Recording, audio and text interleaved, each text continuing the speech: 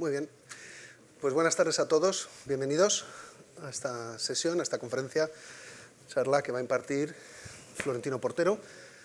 Yo, en primer lugar, quiero agradecer a la Fundación Civismo y la Fundación Ortega Marañón, y sobre todo al director de la Fundación Civismo, Albert Gibernau, por darme el gusto y el honor de presentar a Florentino Portero, y moderar esta conversación con él. Lo que voy a hacer ahora es dar unas... Florentino, todos lo conocemos y se suele decir eso de no necesita presentación, pero yo creo que es merecedor de una buena presentación, así que voy a hacer una pequeña semblanza biográfica de Florentino Portero y para después darle la palabra, y tendremos, tras su primera intervención inicial, pues poder tener un coloquio con todos ustedes. Entonces, Florentino Portero es doctor en Historia Contemporánea por la UNED, es investigador y miembro del Consejo Asesor de la Fundación Civismo, es columnista en El Debate, que imagino que muchos de ustedes le leen con regularidad, y también es colaborador de radio, donde también imagino que muchos de ustedes le escuchan con frecuencia. Y aunque él siempre, que lo digo, o que lo hemos comentado, me dice que no, para los que formamos parte del Centro de Seguridad Internacional de la Universidad Francisco de Vitoria, pues es de facto para nosotros es nuestro presente de honor, aunque no ejerza en ocasiones como tal, pero desde luego es nuestro referente en ese sentido. Entonces, Florentino Portero tiene de verdad, no es un cliché o un tópico, de verdad que tiene un currículum muy apabullante, y voy a limitarme a decir unas cuantas cosas, pero que de verdad son, yo creo que muy destacadas, ¿no? Es miembro del Consejo del Instituto de Seguridad y Cultura, de la Fundación Transforma España, es miembro de la Comisión Académica de la Fundación Transición Española, ha sido presidente del Comité Español por la Unión Paneuropea, consejero de la Fundación Argentaria, director general de la Fundación Isaac Albéniz, secretario general del Grupo de Estudios Estratégicos, director general del Centro Sefarad de Israel, miembro del patronato del Instituto Universitario General Gutiérrez Mellado y actualmente es patronato de la Fundación FAES, aquí en Madrid. Entre los muchos lugares donde Florentino Portero ha sido profesor de la Universidad San Pablo CEU, ha sido profesor titular en la Universidad Nacional de Educación a Distancia, donde hizo su tesis doctoral y de donde es doctor. Ha sido profesor visitante en el Center of Contemporary Spanish Studies of Queen Mary and Westfield College de Londres, en la Universidad de Minnesota, y ha sido director del grado de Relaciones Internacionales y del máster en Acción Política de la Universidad Francisco de Vitoria. Además, ha impartido docencia en docenas de programas de máster, que me ahorro ir uno por uno, y también es profesor en la Escuela Diplomática. Además, es autor de nada menos que 80 publicaciones científicas y técnicas, lo que incluye libros y artículos académicos en eso que conocemos como publicaciones de impacto, que hay una cierta ironía en esa calificación, y además de los innumerables artículos en prensa, de divulgación, etcétera, hace una gran labor divulgativa. Yo todo esto, todo este perfil biográfico de Florentino Portero lo resumiría en dos ideas. Una que es claramente y sin ninguna duda un referente para todos los que nos dedicamos a las relaciones internacionales, y yo creo que también es un referente para muchos de ustedes, que a lo mejor ustedes algunos son, otros no, del ámbito, pero desde luego un referente en todos estos asuntos internacionales. Y una presentación, algo que he leído de él, lo leí hace un par de semanas, creo que se publicó una entrevista muy interesante que te hizo Maite Rico en El Mundo, en la que decía, creo que lo he escuchado antes, ahora no recuerdo dónde, ¿no? Quizás te lo han dicho muchas veces y ahora no caigo, la idea de que Florentino tiene el mundo en su cabeza, ¿no? Y esto, yo creo que es el resumen de todo lo que acabo de describir o de detallar de su biografía profesional y académica, ¿no? Y como tiene el mundo en la cabeza, pues hoy nos va a ilustrar sobre esta transformación tan profunda a la que estamos asistiendo y en la que va a tener un impacto muy profundo en nuestras vidas, en algunos casos para bien y en otros quizás para mal. Así que vamos a necesitar mucho de su guía para poder comprender, ubicarnos y orientarnos en este desorden en el que estamos inmersos y abocados. Así que sin más, Florentino, te doy la palabra para que nos ilustres. Pues Nicolás, muchísimas gracias por la presentación a la Fundación Civismo y a la Fundación Ortega Marañón. Muchas gracias por permitirme participar en este ciclo. En la presentación que ha hecho Nicolás de mí, en este caso, quisiera subrayar algo que no ha comentado, y es que yo estoy en casa, yo soy un producto de esta casa. Cuando esta casa se crea, yo era un jovenzuelo que estaba terminando su carrera y aquí hice mis primeros pinitos, aquí me formé, llegué a ser secretario académico de esta casa y me siento particularmente vinculado. Así que mucho de lo positivo que pueda haber en mi currículum precisamente es consecuencia de mi experiencia en estos edificios. Bien, cuando preparaba la conferencia, mejor dicho, al concluir la preparación de la conferencia, descubrí con horror que me había quedado un curso de 4 o 5 conferencias. Entonces, intentar paquetar un curso de 4 conferencias en una conferencia no es fácil, pero mi preocupación fundamental no es tanto que ustedes entiendan un aspecto concreto de lo que hoy está ocurriendo, sino que tengan un marco de referencia que les permita, cuando lean un periódico, una revista, un libro, cuando escuchen una conferencia, situar la información que están recibiendo en el marco de referencia completo. Porque uno de los problemas del hombre de hoy es que el árbol o los 3, 4, 5 árboles que tenemos delante no nos dejan ver el bosque de la transformación que estamos viviendo. Y por lo tanto, mi obsesión, y espero que también sea la suya, es comprender el marco de referencia en el que estamos para poder manejarnos y entender dónde vamos. Bien, esta conferencia la voy a dividir en 3 partes no iguales en extensión. La primera, ¿qué debemos dar por sentado y por lo tanto dejar de discutir? Cosas que durante estos últimos años le dábamos muchas vueltas, pero que ya está bien de dar vueltas, hay que asentarlo y punto. Primero, que evidentemente estamos viviendo un cambio de época. ¿Qué es un cambio de época? Cuando la única constante, que es el cambio, se acelera y aumenta la intensidad del cambio. Cuando la variable velocidad e intensidad aumenta, se acelera, entonces sencillamente los procesos de cambio empiezan a ser de difícil asimilación. Los paradigmas que construimos en cada momento de nuestra historia para resolver los problemas de la convivencia se agrietan con gran velocidad y eso genera inquietud en la gente, genera el riesgo de lo que nuestro rey decía recientemente, yo no recuerdo si en Naciones Unidas o en La Toja, de que momentos de cambio tan acelerado, digamos, propenden, facilitan el que haya grandes tensiones. Dentro de esto, tenemos que tener muy claro que este cambio supone un cambio en la mentalidad social, lo cual no quiere decir que pasemos de A a B, sino que pasamos de A al caos. 2, que cambia la manera de producir. 3, que al cambiar la manera de producir, cambia la manera de organizar los entornos corporativos. 4, que como consecuencia de esto cambia la organización social. La sociedad de clases medias que hemos vivido no va a pervivir, no va a perdurar. Vamos a otro modelo que no sabemos cuál es, pero no pensemos que hemos consolidado cosas que nos gustan, no. Un tiempo de cambio quiere decir que las cosas cambian a mejor, a peor o a regular. Cambia la organización social y consiguientemente van a cambiar los sistemas políticos, todos. Unos vía reforma para adaptarse a estos cambios sociales y otros a través de procesos revolucionarios, como siempre ha ocurrido. Un sistema político es un traje sastre, para entendernos. Y cuando uno aumenta de peso o disminuye de peso, entonces sencillamente el traje empieza no a funcionar. Bueno, pues los sistemas políticos van a cambiar seriamente porque está cambiando la estructura social y porque está cambiando la mentalidad. Segunda idea que tenemos que tener muy clara y descontar y dejar de discutir.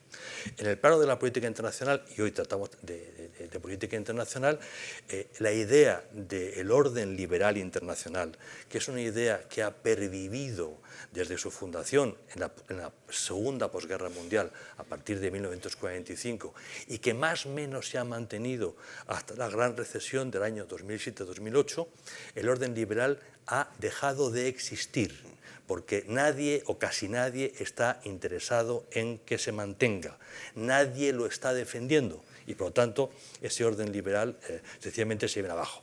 Su sentido era evitar una tercera guerra mundial, su sentido era que las diferencias, las tensiones entre unos estados y otros fueran reconducidas mediante instituciones que respondían a determinados principios y valores y que estaban regulados por un marco normativo, y en todo eso se ha acabado. Estamos en un tiempo distinto y esa es una característica del tiempo que ya no existe, del tiempo que hemos superado. Podemos decir que es a mejor, a peor, a regular, da igual, ese es otro tema, es un tema de valoración.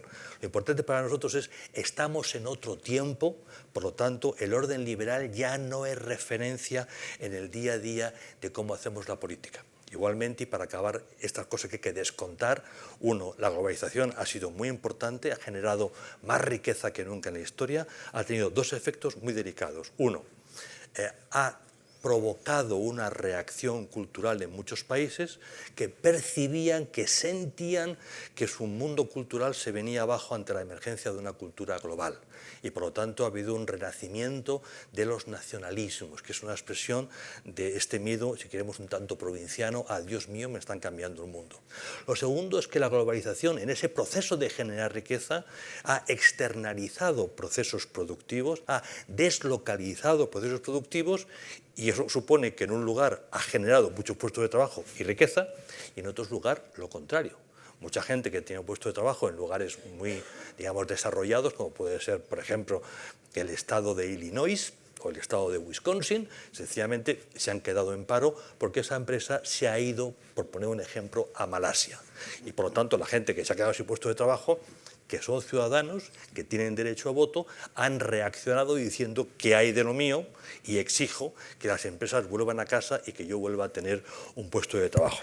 Por lo tanto, nos encontramos con un marco, resultado de todo esto, donde aumenta el nacionalismo, donde aumenta el proteccionismo y, sobre todo, donde aumenta la desconfianza respecto de las élites políticas. En un mundo, en cambio, la gente empieza a pensar que las élites habituales no se están ocupando de sus problemas. En unos casos porque se ocupan de los intereses de la gran empresa, en otros porque tienen un sesgo ideológico que no es el mío. El hecho es que, a diferencia de lo que pasaba hace 20 años, hoy, de manera creciente, los ciudadanos no confían en sus políticos y, por lo tanto, están más dispuestos a ensayar atajos, caminos rápidos para resolver problemas. Bien, esto es todo aquello que ya no tiene sentido que discutamos porque es muy obvio. Son cosas que hemos discutido y tratado durante los últimos 10 años. Bien, ya está bien de dar vueltas a lo mismo, vamos ahora a concentrarnos, sabido esto, en lo que son los problemas concretos de nuestros días. Primero, ¿qué pasa en Estados Unidos? La sociedad norteamericana es una sociedad muy vibrante, tiene una economía absolutamente extraordinaria, está en el mejor momento económico de su historia, es un país que innova, es un país que crea y es un país cuya sociedad se ha roto, como tantas otras occidentales. Es una sociedad polarizada. En estos momentos hay un relativo consenso a que Estados Unidos debe dejar de ser la locomotora que tira de Occidente, debe dejar de ser el guardián del orden liberal. Estados Unidos tiene que volver a ocuparse de sus temas. En clave histórica, y no tenemos tiempo para la historia de Estados Unidos, recordemos que Estados Unidos es un país en política exterior de manera genérica aislacionista desde su fundación hasta 1915, en que es hundido el buque Lusitania y obliga o lleva a la entrada de Estados Unidos en la guerra. A partir de ahí, de 1915 a 1945, hay un tiempo en el que Estados Unidos, contra su voluntad, se ve involucrado en temas europeos y finalmente, a partir del 45, la administración Truman, Estados Unidos llega a asumir un cambio importante en su política exterior. Básicamente, o ponemos orden en el planeta, o los desórdenes del planeta nos cuestan otro disgusto. No queremos una tercera guerra mundial, por lo tanto vamos a tratar de poner orden.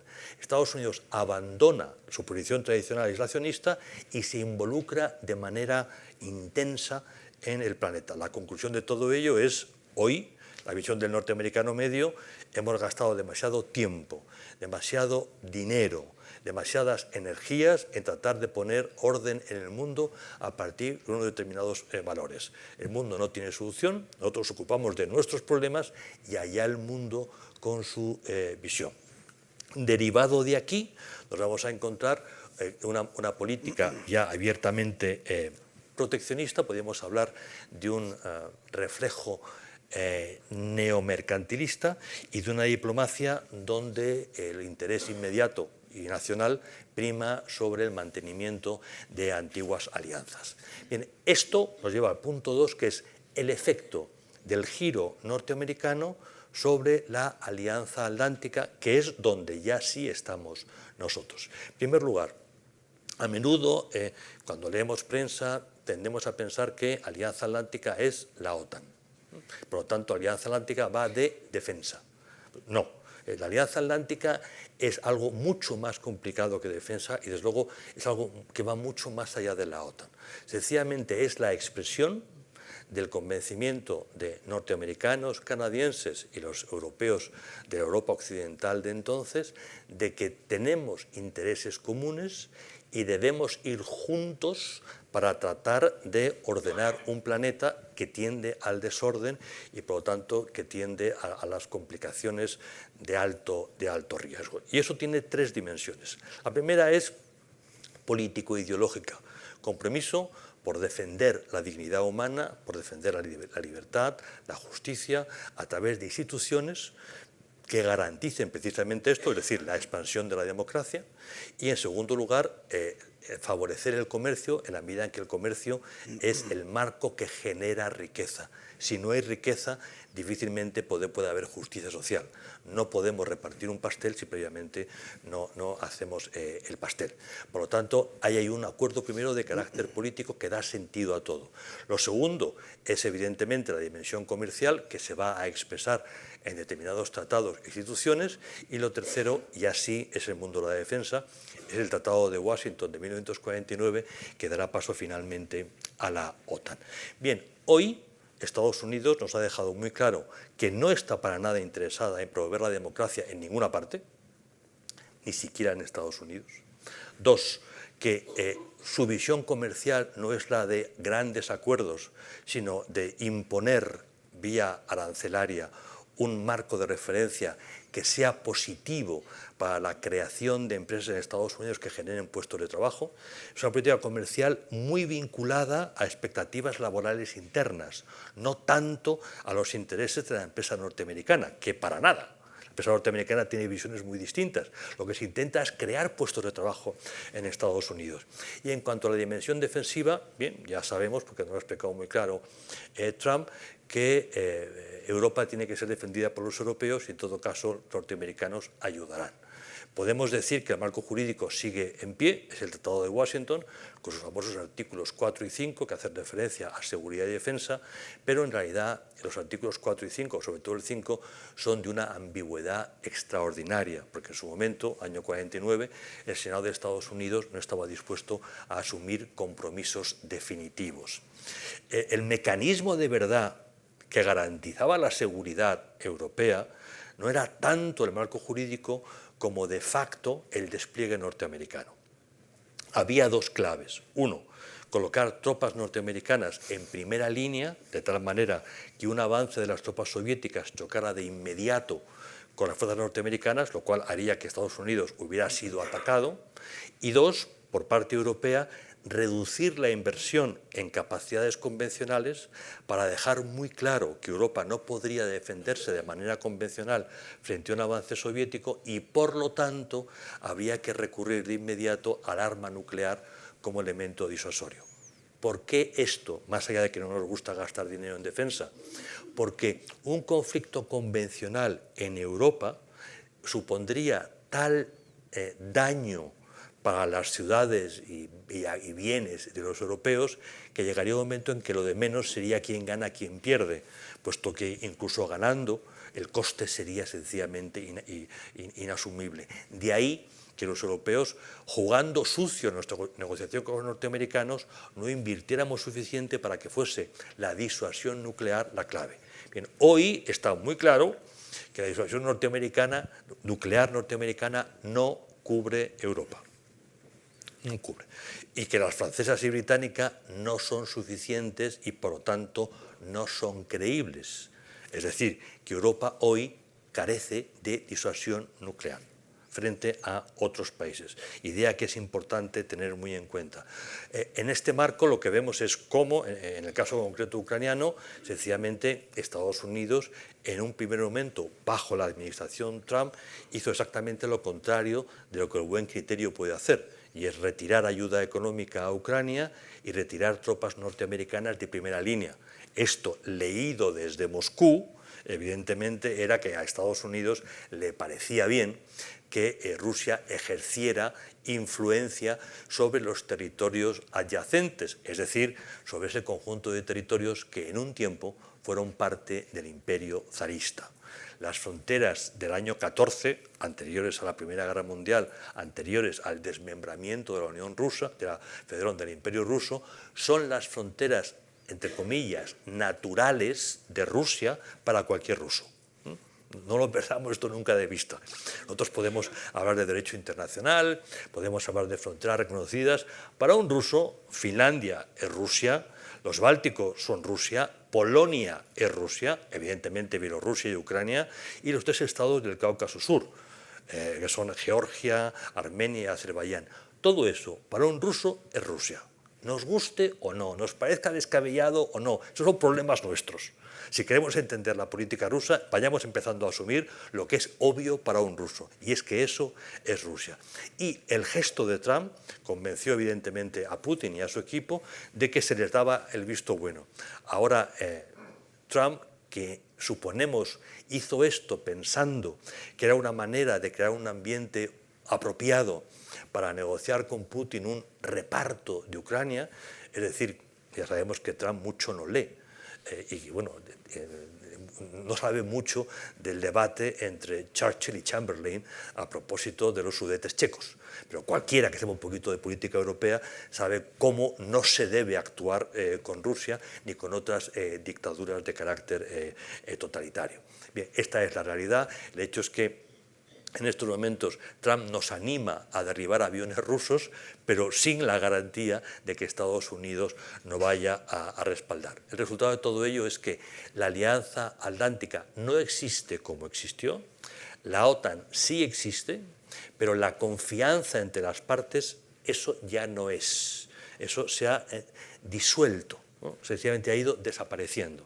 Somos aliados. Estados Unidos en un momento determinado puede ayudar, pero para nada podemos confiar en Estados Unidos como el garante de la seguridad europea. Eso es un tema de un tiempo ya pasado, que no está vigente. Tercera idea sobre el mundo de ahora. Europa está sola ante este conjunto de nuevas circunstancias. Por lo tanto, el primer paso que tenemos que dar es asumirlo. Entender que nadie va a resolvernos ya los problemas. Durante mucho tiempo Estados Unidos nos resolvió problemas muy importantes del ámbito comercial y del ámbito de seguridad y defensa. Eso ya no va a continuar. Así que vayamos haciéndonos a la idea de que seremos ahora nosotros que nos lo tenemos que resolver. Y ante esto tenemos un problema básico, y es que el actor en Europa es el Estado. Tenemos la Unión Europea, con la Comisión, el Consejo, el Parlamento, la Corte. Tenemos un entramado, pero la soberanía y los temas clave residen en el Estado. Nosotros, voluntariamente y con buen criterio, iniciamos un proceso de integración. Y ese proceso de integración continental ha recorrido un camino muy importante.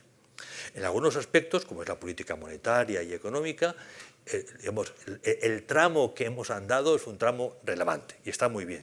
Pero todavía ni hemos consolidado la unión económica, ni hemos consolidado evidentemente la unión en el plano de la justicia y de la policía, y para nada lo que tiene que ver con la acción exterior, donde tenemos un marco normativo que nos permite avanzar, pero que estamos muy lejos, tanto desde el ámbito del derecho como desde el ámbito de la política, de poder decir Europa es un actor internacional. No, no lo es, porque no hemos querido que lo sea y porque a fecha de hoy no queremos que lo sea. Bien, aquí hay un problema de tamaño.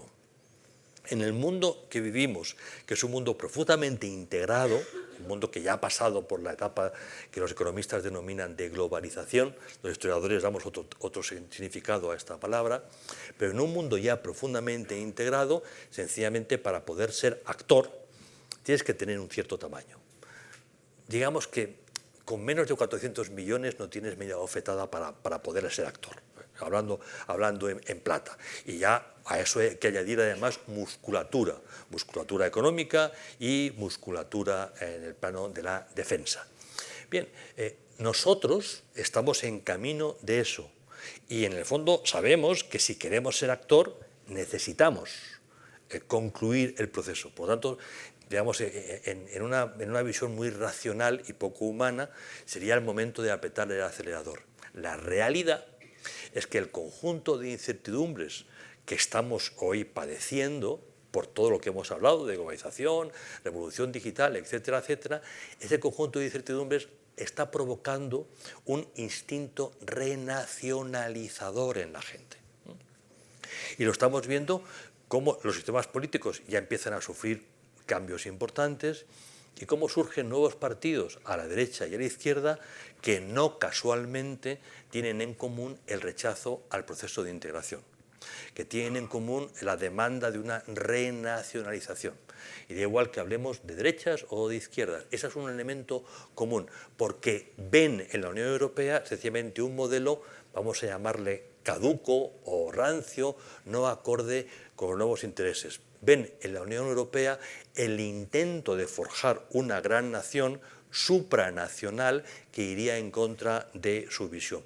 Por lo tanto, el primer problema que tenemos nosotros para poder reaccionar, más allá de que asumamos que tenemos que reaccionar porque estamos solos, es que no tenemos instrumento y no hay una cohesión, no hay un acuerdo sobre qué camino seguir. Y es urgente que tomemos una decisión. Luego, más adelante, veremos los pros y los contras de si el camino es dejar que la Unión Europea sea solamente un mercado o si, por el contrario, decidimos que la Unión Europea tiene que ser algo más.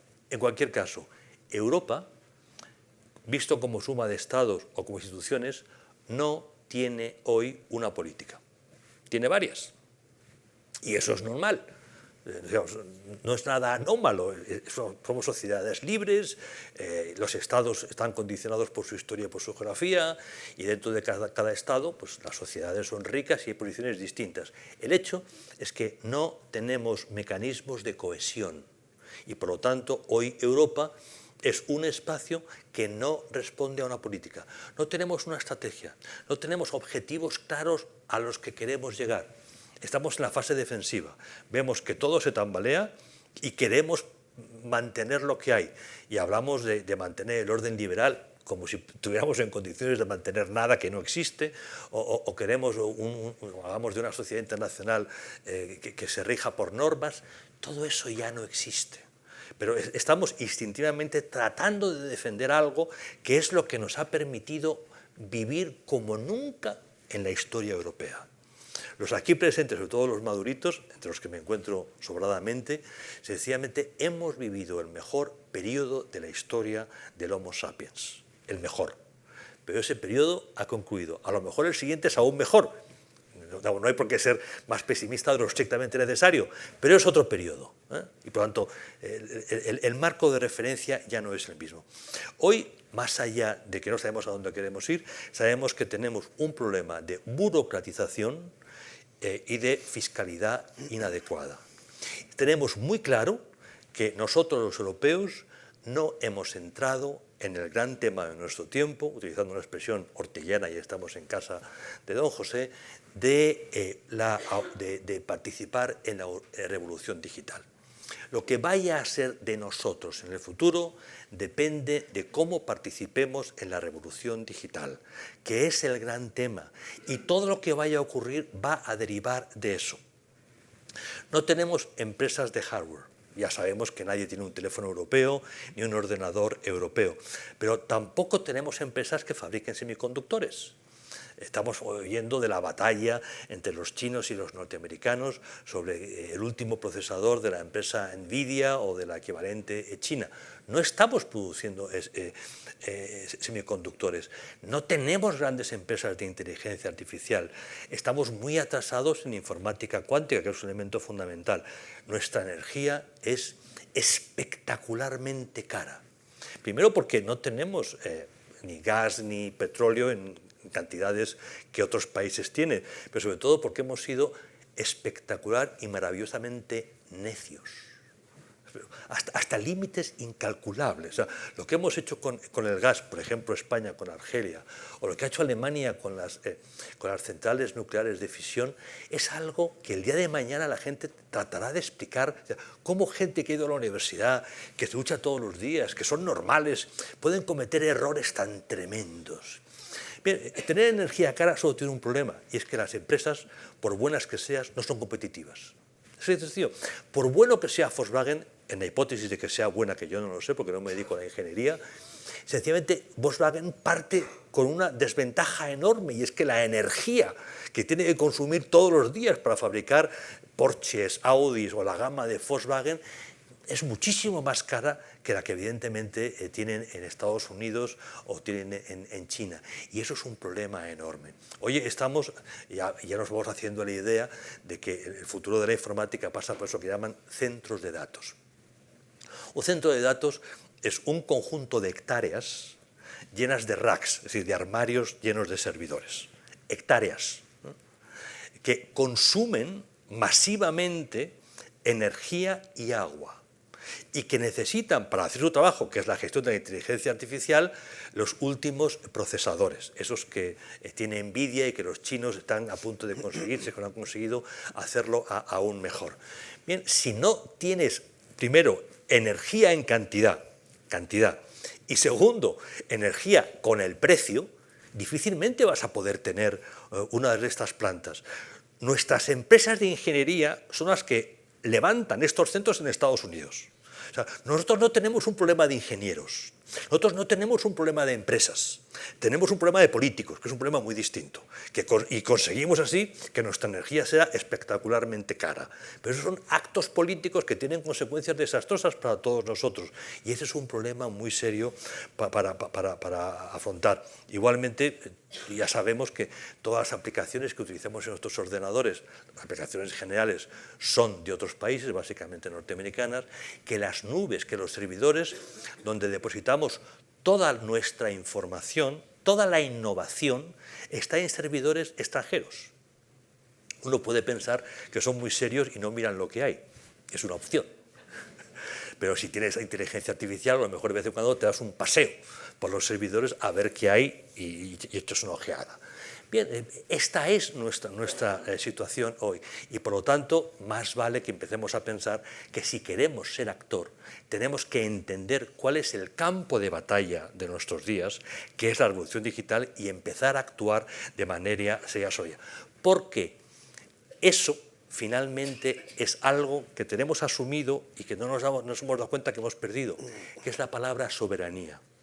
Ustedes saben que todo nuestro edificio jurídico descansa sobre una palabra que es soberanía, y es que pensamos que la nación es soberana, la nación envía representantes al Parlamento, el Parlamento en un momento determinado redacta una constitución, una ley magna que puede retocar periódicamente, y a partir de ahí surgen leyes orgánicas, ordinarias. La soberanía es, en principio, el último punto en el proceso de toma de decisión, es el principio. Bien, si uno no controla su información, si uno no controla las tecnologías de cada día, ¿dónde está la soberanía? O sea, ¿realmente pensamos que somos soberanos?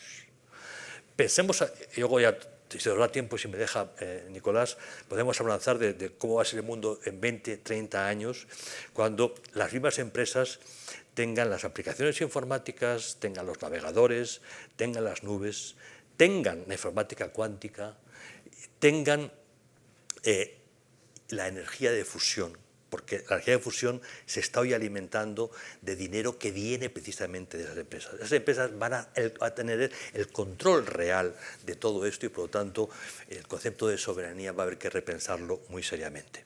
Cuarto punto. Vivimos ya en una sociedad que es post-occidental. Durante siglos el mundo ha sido occidental porque lo hemos diseñado nosotros, porque nosotros marcábamos el ritmo, porque nosotros innovábamos, porque nosotros creábamos la inteligencia. La filosofía es un producto occidental, como lo es la música clásica. O sea, Brahms, Mendelssohn, no son señores que proceden de Tailandia. Nosotros hemos sido el motor intelectual y técnico y de ciencias de la naturaleza durante mucho tiempo. Eso ya se ha acabado. El mundo ya no es occidental, el mundo ya es post-occidental. En parte es un mérito, porque hemos exportado. La gente que no es occidental ahora en gran medida se comportan como occidentales. Vemos como en tantas partes hay democracias que van avanzando, porque sin Estado de Derecho es muy complicado que haya inversión. Sin seguridad jurídica es muy complicado que haya inversión. Y la democracia precisamente es el marco que garantiza la seguridad jurídica. Pero siendo nosotros los que hemos exportado el modelo, hoy padecemos de una crisis cultural importante que hace que nosotros rechacemos nuestra propia historia. Que en nuestros colegios e institutos hoy se critique de manera desmedida la historia de Occidente. Que hoy muchos occidentales sientan vergüenza de ser occidentales. Y todo eso, evidentemente, crea grandes divisiones internas dentro de nuestras sociedades. Por último, quien hacía de locomotora Estados Unidos, hoy no tiene ningún interés en establecer un modelo atractivo que seguir en el mundo, y practica lo que podríamos llamar un egocentrismo grosero.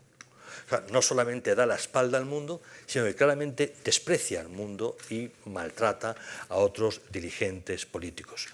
Eso por parte de Estados Unidos. Si miramos a Europa, lo que encontramos es un grave déficit de realismo. Europa vive en una burbujita de una supuesta realidad o universo paralelo que se caracteriza básicamente porque no es real.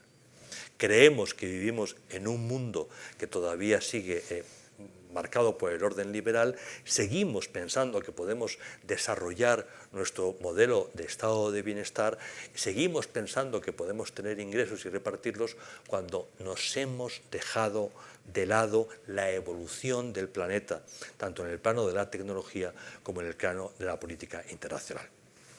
No sé cómo vamos de tiempo. Vamos bastante bien. Bien, pues brevemente, los puntos quinto y sexto tratan de los otros. Y los otros son, en primer lugar, China. China es un país extraordinario, tiene una historia impresionante. China cometió un error enorme al despreciar la primera revolución industrial, se quedó fuera de la segunda, llegó tarde a la tercera, y hoy el Partido Comunista Chino es una máquina de poder que considera que crear un estado de bienestar en China sea un error gravísimo. Es una perspectiva comunista interesante. Lo bueno es que los chinos trabajen y no que los chinos sean felices, pero sobre todo el Partido Comunista Chino tiene muy claro que el modelo es el capitalismo de Estado y que no hay más objetivo político chino que ganar la revolución digital. Porque la revolución digital, más allá de que es el tema de nuestro tiempo, es o va a ser la fuente de poder. Revolución digital supone, uno, garantizarse las cadenas de suministro, es decir, las materias primas necesarias para producir. La materia prima es, por una parte, el objeto, la materia, pero segundo, la materia tiene que llegar a la factoría. Y eso es una cadena, eso es un trayecto que hay que garantizar. Segundo, la innovación. La innovación tiene que dar paso a la patente y la patente tiene que dar paso al producto. Por lo tanto, el Partido Comunista Chino invierte en centros de investigación, invierte en fábricas e invierte en toda una mecánica desde el Estado para ayudar / controlar a esas fábricas para que desarrollen la innovación y el producto que al partido le interesa, porque el partido ya no es, en la lógica clásica del comunismo, quien entiende y representa a la sociedad, sino quien entiende y representa los intereses superiores del Estado.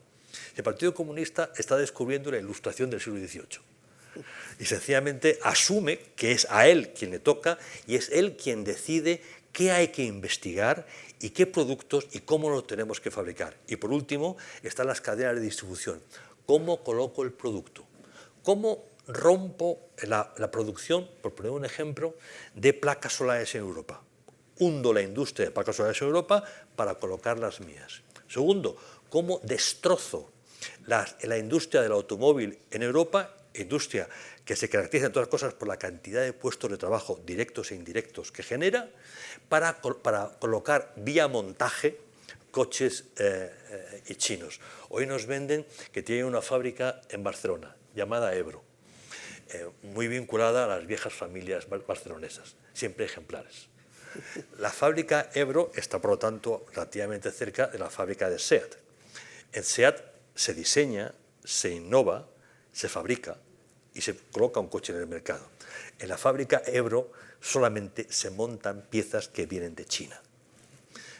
Vemos cómo compiten coches de manera muy distinta, cuando lo que se ensambla ha sido elaborado con unos costes laborales muy distintos y con unos criterios muy distintos de los que habitualmente tenemos, evidentemente, en España. Bien, lo importante para nosotros es entender el objetivo de China en la revolución digital, cómo su estrategia, la denominada Nueva Ruta de la Seda, es precisamente el conjunto de vías para lograr suministro y para colocar producto en el entorno del mundo.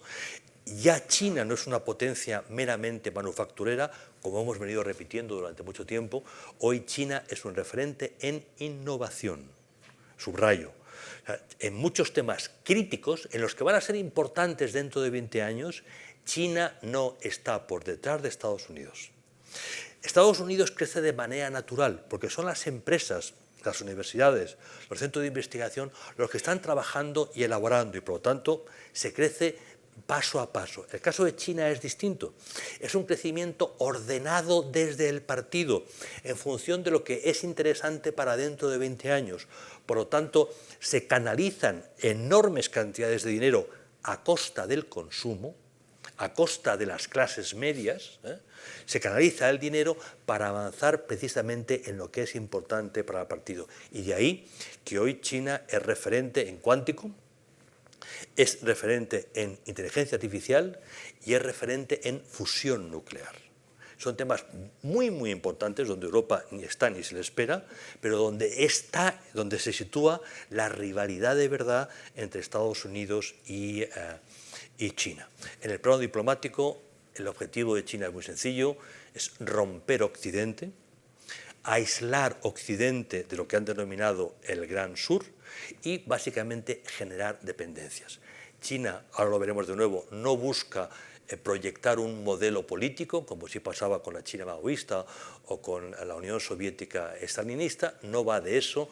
Lo que quiere fundamentalmente es que determinados estados sean dependientes de China. Vía financiera, China presta a quien no se lo puede devolver, y es una estrategia política muy importante.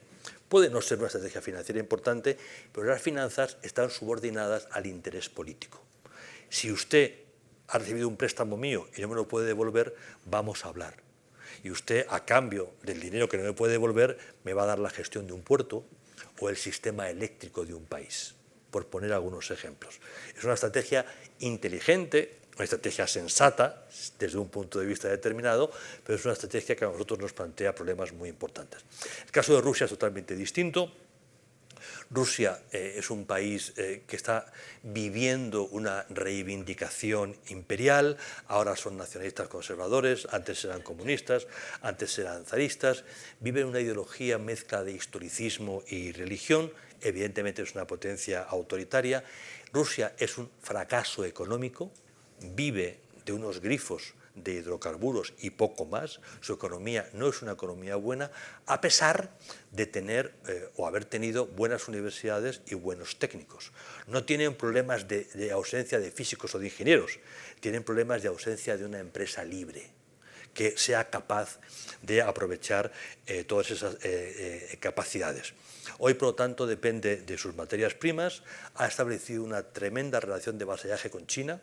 Hoy Rusia depende para todo de China y China se aprovecha y de qué manera, pero lo que sí es evidente es que Rusia ha percibido la debilidad de Occidente. Ha visto venir el divorcio entre Estados Unidos y Europa, ha visto cómo Europa vive en un mundo alternativo y real, que la Unión Europea no está preparada para hacer frente a grandes temas de carácter diplomático o defensivo, que la sociedad europea da por sentado que la paz está garantizada, que la paz es un derecho, la paz es un logro, nunca es un derecho y nunca está garantizada. Rusia esto lo ha visto y ha aprovechado lo que ellos perciben como un momento de debilidad para dar el golpe en Ucrania. Hoy no toca hablar de esto, salvo que me quieran hacer preguntas al respecto, pero entendamos que siendo Rusia un país nacionalista que quiere recuperar la fuerza que tuvo y ser reconocido como un actor, 1, no es fuerte, 2, no es un actor, pero 3, sí percibe nuestra debilidad y ha actuado con contundencia. Estamos, por lo tanto, en un entorno diplomático caracterizado por lo que en la primera administración Trump el documento de estrategia denominó rivalidad entre grandes potencias. Uno puede pensar que esto es una tontería porque ¿cuándo no ha habido rivalidad entre grandes potencias? De acuerdo. Lo que quiere decir esta frase es que hay una renuncia implícita a un orden liberal, a buscar un orden de algún tipo. Estados Unidos reconoce que aquí lo que hay es una rivalidad con China para ver quién gana la revolución digital.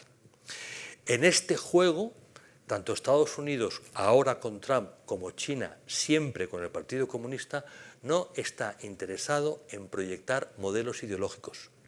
No está interesado en tener aliados clásicos. Ambos están interesados en modelos de capitalismo de Estado y ambos están interesados en establecer relaciones de dependencias con estados de su órbita. Relaciones de dependencia, no aliados tal como lo hemos venido conociendo nosotros durante mucho tiempo. La reacción ante esto, lo estamos viendo en todas partes, es una tendencia a la equidistancia. Es muy claro, por ejemplo, en el espacio ASEAN. El espacio ASEAN es de las partes más interesantes del planeta, por la cantidad de gente que vive, por su desarrollo económico, porque son países muy capitalistas que avanzan hacia la democracia, la mayor parte de ellos, que necesitan a Estados Unidos para contrarrestar la influencia de China, que es su problema, pero que ante el giro norteamericano vemos cómo marcan distancia de Estados Unidos y buscan un mayor acomodo cerca de China porque no entienden a Estados Unidos, pero se dan claramente cuenta de que Estados Unidos no es su compañero de viaje natural. Por lo tanto, un mundo en el que el desorden se ha establecido. ¿Qué retos debemos afrontar? Primero, el de tratar de preservar la democracia. Básicamente porque la democracia es la garantía de la dignidad y de la libertad. Y la democracia va a sufrir serias tensiones derivadas de una parte de esos cambios tectónicos en el modelo corporativo, en la estructura social, que van a repercutir en el ámbito de la política. Los sistemas políticos, y ya lo estamos viendo, y da igual que hablemos de Estados Unidos, que de América Latina o que de Europa, están hoy ya adaptándose ante el surgimiento de nuevas fuerzas políticas que tienen un carácter ya marcadamente autoritario, nacionalista, contrario a mucho de lo que ha sido la base de nuestra vida. Recordemos siempre que la democracia es flor de invernadero y que para entender el porqué de la democracia en Europa hay que entender el núcleo doctrinal de Occidente, que es un núcleo judio-cristiano, grecolatino, etcétera, etcétera, donde, y esta es una herencia claramente judía, nosotros entendemos que el ser humano es un ser dotado de dignidad. Esto es algo único de Occidente. El resto de las culturas, quizá con buen criterio, priman el conjunto sobre el individuo. Nosotros no. Nosotros primamos el individuo sobre el conjunto. Por eso hemos desarrollado la filosofía liberal, por eso hemos creado la democracia, por eso hemos creado el Estado de Derecho, para garantizar que el individuo es el centro y que si se pierde el respeto a la dignidad del individuo, entramos en una dinámica autoritaria donde finalmente pues, seremos no ciudadanos, sino sencillamente miembros de una máquina que nos utiliza, como el caso de China, para producir en un sentido o en otro sentido. Hoy la democracia está amenazada, lo vemos en la libertad de prensa, en la autonomía del Poder Judicial, en la libertad de las empresas o en el diseño de un nuevo tipo de ciudadano que sencillamente va consumiendo un ideario que se le da masticado para que piense de una determinada manera. Bien, el combustible son las tensiones y por lo tanto ocupémonos de administrar esas tensiones para adaptar la democracia al tiempo presente pero sobre todo futuro. Una cosa es la forma de una democracia y otra cosa es la democracia. Los sistemas políticos van a cambiar, pero eso no quiere decir que perdamos democracia, sino que sencillamente la democracia puede adaptarse, puede adaptar el sistema de partidos, los distintos mecanismos de una democracia. Pero cuidado, porque el riesgo es perder la democracia. Segundo, cuidado porque Occidente está camino de ser post-occidental. El relativismo en el que estamos metidos, el revisionismo sobre la historia de Europa, todo eso está cuestionando nuestra lealtad a nuestros valores. No quiere decir que nos guste toda nuestra historia. Cualquier historia tiene un montón de muertos en el armario, ¿eh? Pero se trata de asumir la historia y de tener muy claro cuál es el núcleo que ha dado sentido a Occidente. Y ese núcleo tiene que ver con valores y con principios, y tiene que ver con una historia, con la parte positiva y la parte negativa. El rechazo a la historia, el rechazo a Occidente, cuando no el odio a Occidente, que se mama en los centros educativos y en los medios de comunicación, es una amenaza real, porque si somos posoccidentales, sencillamente no seremos. Y eso es un tema que convendría tomarse en serio. Evidentemente hay toda una lectura teológica, y Ratzinger es uno de los pilares de toda esa lectura teológica. Bien, eso tiene un papel, pero más allá de la teología, más allá de que uno crea o no crea, tenga fe o no tenga fe, Occidente es algo que ha pervivido durante siglos, que tiene una cohesión, que tiene una identidad, y que si lo perdemos entraremos sencillamente en una fase de disgregación y, como tantas otras culturas a lo largo de la historia, desapareceremos. Hay un primer síntoma fascinante que se ha dado en otros momentos de la historia de otras culturas, que es la demografía. Cuando la gente deja de reproducirse, quiere decir que dejan de tener interés por el futuro. Ese es el primer síntoma de una cultura que se va al garete. Conviene recordar que los gatos y los perros ni innovan ni pagan impuestos. Está muy bien tener gatos y perros, no tengo nada en contra de los gatos y los perros, pero no innovan, no generan riqueza y no pagan impuestos. Y por lo tanto, difícilmente van a ser un aporte importante. Si no nos reproducimos, necesitamos la inmigración. La inmigración es una necesidad. Y da igual que nos guste o nos disguste, eso es irrelevante. Necesitamos inmigrantes para ocupar los puestos de trabajo que nuestros no hijos no ocupan. Y a partir de aquí nos encontramos con otro problema, que es que el inmigrante se integra o no se integra. Nos encontramos con el inmigrante que quiere integrarse y cuando ve en lo que tiene que integrarse dice, Dios mío, si no hay nada.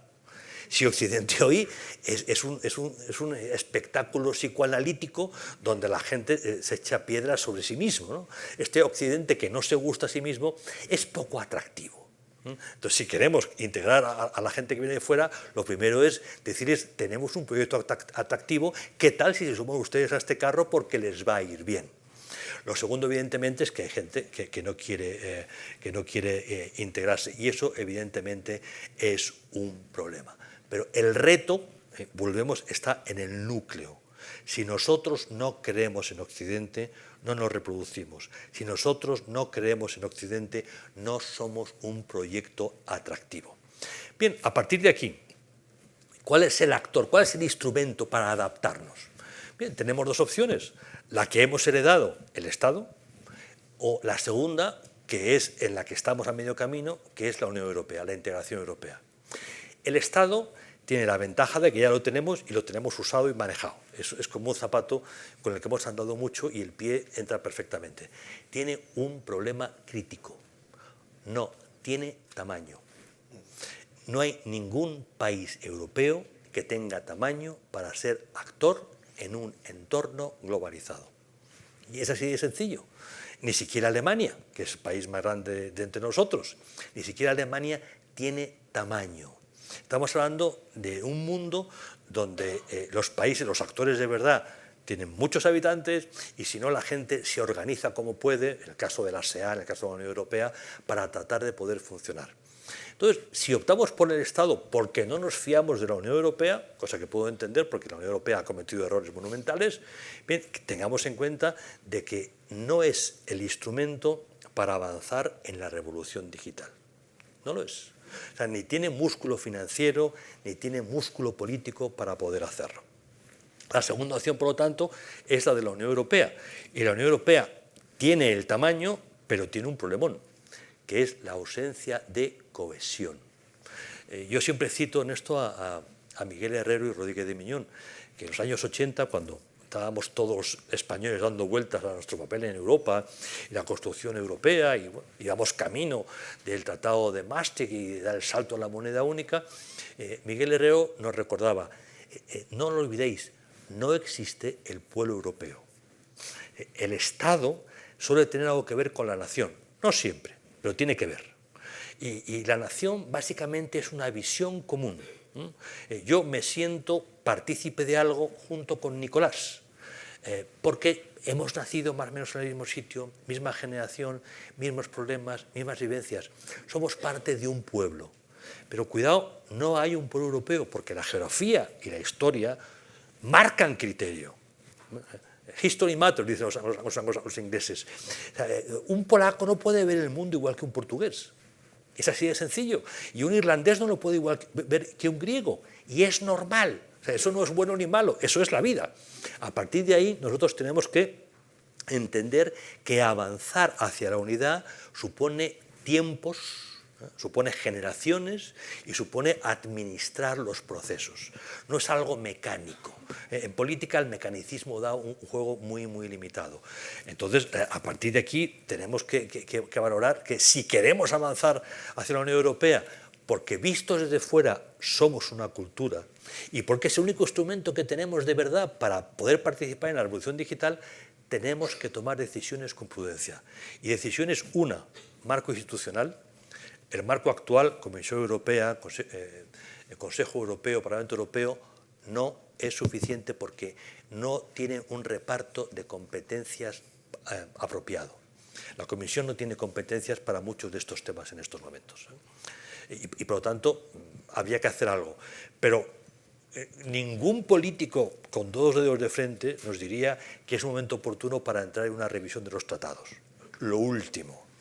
El ciclo de revisión de los tratados nos llevaría a 3 años y al final varios referendos llevarían al no. Por lo tanto, es impensable en estos momentos. Así que hagamos la idea de que tenemos que hacer política con unas reglas del juego que no son las apropiadas, pero son las que hay. Y bueno, digamos, se hacía política de verdad cuando teníamos gente capaz de actuar en situaciones como estas. Lo de ahora es más sencillo. Segundo tema, segundo reto básico, innovación. Tenemos el informe Letta, tenemos el informe Draghi. Antes de Letta y Draghi había un montón de informes. Y después de Letta y Draghi hay un montón de informes de desarrollo del Draghi. Digamos, hay un consenso absoluto sobre lo que hay que hacer para entrar en la revolución digital. Consenso técnico. La vida política es otra historia determinada. Sabemos lo que hay que hacer. Y eso tiene que ver con, digamos, hacer un barrido de hipernormativa, tener menos normas y mejores, legibles, que un empresario no tenga que perder tanto tiempo leyendo normas incomprensibles y contradictorias, sino que las normas sean claras y sean normas pensadas para facilitar, no para crear problemas. Tenemos que aplicar una fiscalidad correcta. El fisco no está para abusar de las empresas que tienen que generar riqueza, sino el fisco está para ayudar a las empresas a generar riqueza de la que luego el fisco se va a aprovechar. Pero primero hay que generar producto y colocarlo, y el producto tiene que ser competitivo. Y si no, vamos francamente mal. Necesitamos dotar a las empresas de tamaño. Y si tienen tamaño, habrá que dotarlas de financiación. Y en el plano de la política, marcar las líneas prioritarias, esas que hemos citado antes. Necesitamos empresas que fabriquen semiproductores europeos, que no dependamos de otros, que no dependamos de la inteligencia artificial, ni de la mecánica, la informática cuántica, ni de la energía de fusión que otros vayan a producir. Tenemos que ser capaces, porque ya no somos un protectorado norteamericano. Es una expresión de Brzezinski, para mí preciosa. Jugando con lo que eran los protectorados a principios del siglo XX. Hemos vivido de Estados Unidos, hemos confiado en que íbamos a seguir siendo un protectorado. pero nos han comunicado desde Washington que eso se ha acabado y que no podemos seguir beneficiándonos del protectorado. Por lo tanto, tenemos que ser capaces de hacer todo eso. Y por último, se es actor si se es capaz de ejercer acción exterior. Eso quiere decir diplomacia, defensa y, en cierta medida, comercio. Para todo eso hay que tener una visión común. Las políticas desarrollan estrategias. La estrategia depende de un núcleo, que es mi visión, quién soy y a dónde voy. Que es, en el fondo, el mismo problema que tiene cada individuo, ¿no? ¿Quién soy y a dónde voy? ¿Qué quiero hacer en mi vida? Bien, pues a los estados les pasa lo mismo. En estos momentos, con estas circunstancias, ¿quién soy y a dónde quiero ir? Pues el primer problema que tiene hoy Europa es que no sabe quién es ni a dónde va. Si somos capaces de poneros un acuerdo, de realmente somos esto y queremos esto, entonces tenemos que definir una visión común que es un acto político. Es decir, estos son mis objetivos concretos y mi diplomacia se va a centrar en esto. Y en paralelo vamos a tener una defensa que se va a ocupar de esto. Es muy fácil, en estos momentos en Europa, crear un ejército europeo. Lo podríamos hacer en un día. O sea, reunimos a unos cuantos oficiales capaces del Estado Mayor y con lo que hay, inmediatamente nos organizan una fuerza aérea, etcétera, etcétera. Lo tenemos todo. ¿De qué me vale un ejército europeo si no sé quién lo va a dirigir? ¿Quién va a dar las órdenes al ejército europeo? No hay ningún comisario con competencias para ello. Ahora se ha creado una comisaría de defensa y del espacio, que suena muy bien. Competencias industriales. No tiene ninguna competencia en defensa. Es industria, solamente es industria. Que está muy bien, porque ahora tenemos una comisaría de industria de defensa y antes no la teníamos. Perfecto, es un avance. Pero no tenemos el marco político para dirigir eso. Y ese es el tema. Por último, defensa. Arma nuclear. Europa no tendrá defensa si no tiene arma nuclear. ¿Quién es el responsable de un arma nuclear europea? ¿Qué marco institucional nos permite eso? Hoy hay 2 países europeos que tienen armas nucleares para defensa propia, con el tamaño oportuno. En estos momentos Polonia está ya preparándose para tener su propia arma nuclear, porque no puede fiarse de Estados Unidos y evidentemente no se va a fiar de Rusia ni de Alemania. En el momento en que Polonia dé el paso, lo va a dar Alemania. Pensemos en una Europa con 4 potencias con arma nuclear y sin un marco europeo de la defensa. En estos momentos, el 35% de los votantes alemanes son antisistema. 35.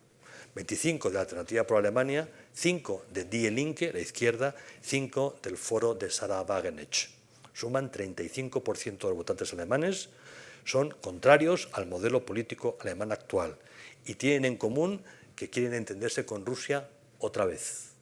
Que Alemania se entienda con Rusia es una cosa que hemos visto tantas veces en la historia que a nadie le puede sorprender. Y evidentemente no va a sorprender a un polaco. Polonia no se fía un pelo de Alemania, ni de esta, ni de la anterior, ni de la que viene. Por lo tanto, estamos viendo la renacionalización de Europa, cuando lo que nos interesaría es enterrar los fantasmas nacionalistas bajo una Europa unida. Este es el reto, diría, no mayor, el reto político concreto más importante que tenemos. Y dicho esto, y antes de que Nicolás me retire abiertamente la palabra, pues... Muchísimas gracias, Florentino. Yo creo que se merece un gran aplauso por una conferencia magistral.